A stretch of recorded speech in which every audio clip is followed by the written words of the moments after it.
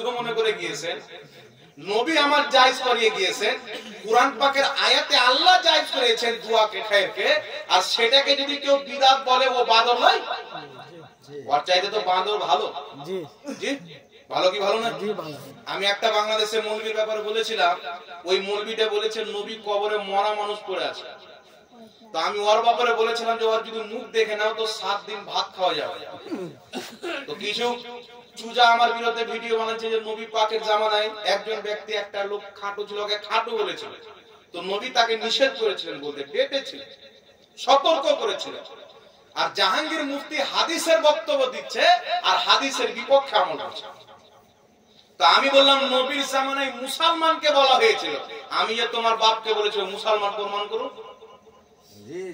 আমি তো কম বলেছি, আমার আল্লাহ কোরআন পাকে বলছে উতুল্লিন বাদা যালিকা জানিম, যারা আমার নবীর বেয়াদবি করে তাদের জন্মের দোষ থাকে। আমি তো যারও সন্তান এখনো বলিনি, যেটা কোরআন পাক বলে দিয়েছে, তো এটা দিয়া তো ব্যথা কেন? একটা কথা মনে রাখবেন, যদি কোনো 2 হাত রাখনেওয়ালা, 2 পাও রাখনেওয়ালা, চোখ নাক রাখনেওয়ালা মানুষ রূপী ব্যক্তি নবীর অপমান করে, রাসূলুল্লাহর তাওহীন করে, আল্লাহর কসম খেয়ে বলি তার সম্মান মর্যাদা অতটুকু নাই যতটুকু একটা শুঁয়ারের আছে। সে খিঞ্জির চাইতে নিকৃষ্ট, কুকুর চাইতে নিকৃষ্ট। কুকুর খিঞ্জির বলবে মাওলা তুমি নাপাক তো বানিয়েছিলে, তোমার নবীর গুস্তাখ তো বানাওনি। আর মানুষ রূপে যারা নবীর গুস্তাখি করবে কুকুর চাইতে তারা খারাপ হবে। কারণ যেই ব্যক্তি নবীর অপমান করে কোটি কোটি বার যদি তওবা করে শরীয়তে তার সাজা হচ্ছে হত্যা করা। আমরা ভারতবর্ষের আইন মানি, তাই আমরা আইনি ব্যবস্থা নিই।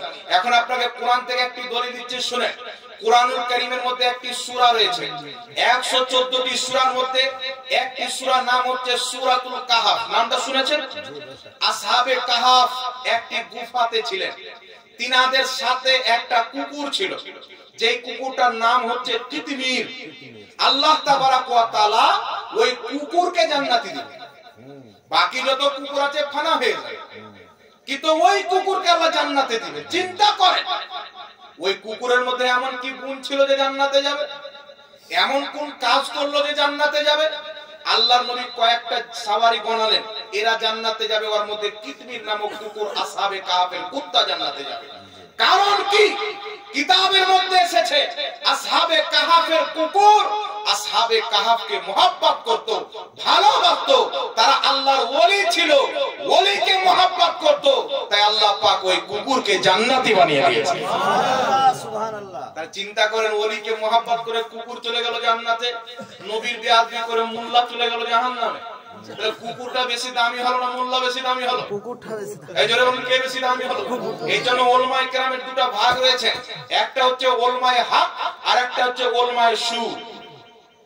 যে আলেম নিজের বক্তব্যের মাধ্যমে মানুষের ঈমান আকীদাকে নষ্ট করবে, খারাপ করবে, আল্লাহর হাবিবের তাওহীন করবে, আল্লাহর ব্যাপারে খারাপ আকীদা প্রচার করবে, শরীয়তের কোরআন হাদিসের আয়াতগুলিকে, হাদিসের ব্যাখ্যাগুলিকে উল্টো পাল্টা করে জাতিকে গোমরাহ করবে, এই মৌলবি ডাইরেক্ট আগে জাহান্নামে যাবে।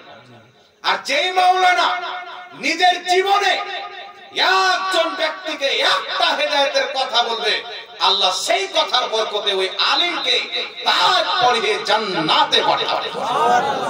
এইজন্য আমাদেরকে আলিম চিনতে হবে বাবা। কিছু লোক ধোঁকা খেয়ে যায় সোশ্যাল মিডিয়াতে এসে, কারণ এখন ওয়াহাবিও লম্বা লম্বা টুপি পরে। জি, মানে আমাদের লোক তো খুব চালাক, দেখছে বোচা টুপি, ট্যাপসা টুপি দেওয়ার বক্তব্য শুনবে, এই ওয়াহাবি মাল আছে। এরাও যে আমাদের তো বাদ শুনে তো বড় টুপি লাগা, এতদিন বড় টুপি পরা বিদাত ছিল, এখন ওই ব্যাটা নিজেই পড়ছে। আমি একদিন একটা বড় টুপি পরে ওয়াজ করছি হাজরাত, ওই স্বামী টুপি গুলো। আচ্ছা, তো আমার ভিডিওর কমেন্টে একটা ছেলে লিখছে, এই 3 তলা টুপি কোথায় পালি? তো ওদের মৌলবীর আবার 6 তলা টুপি আছে। তো আমি ওটা পাঠিয়ে দিলাম যে তোমার বাপ 6 তলা টুপি যে দোকানে কিনেছে, ওখান থেকে আমি 3 তলা কিনেছি। সুবহানাল্লাহ, বুঝতে পারলে? তো এরা হচ্ছে মুনাফিক। আমেরিকা ইসরায়েল তাদেরকে চালায়। আমার মোবাইলে ভিডিও আছে, তারা যে আমেরিকা ইহুদিদের কাজ করছে তাদের দালাল। খোদার কসম খেয়ে বলি, তাদের ভিডিও থেকে এটা প্রকাশ করে। আমেরিকার আছে, ইসরায়েলের ভিডিও আছে, তারা কোটি কোটি টাকা তাদেরকে ফান্ডিং করে। কি জন্য? একমাত্র কোরআনকে তো মিটাতে পারবো না, কোরআনের ব্যাখ্যাকে বিগড়ে দেয়। হাদিসের ব্যাখ্যাকে বিগড়ে দাও, এমন কি যে তারা জাল হাদিস তৈরি করবে মুসলমানকে ধ্বংস করার জন্য, তাদের ওয়াহাবি মতবাদকে প্রতিষ্ঠিত করার জন্য, যেটা আমেরিকা ইসরায়েল চায়। কিন্তু আলহামদুলিল্লাহ এই জমিনের মাটিতে যতদিন পর্যন্ত আহলে সুন্নাত ওয়াল জামাতের বুকে দম থাকবে তাদের মোকাবেলা করতে থাকবে।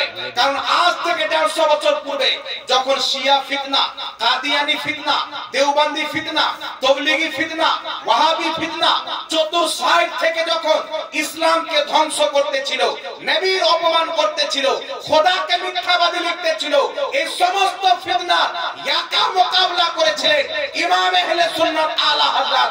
তিনি বলেছিলেন আমি আমার জিন্দেগিকে খোদার মহব্বতে, নবীর মহব্বতে কুরবান করে দিলাম। তিনি দুনিয়াদারিকে ত্যাগ করে নবী পাকের পক্ষে 1000 চাইতে বেশি কিতাব লিখে দিয়েছেন। সুবহানাল্লাহ।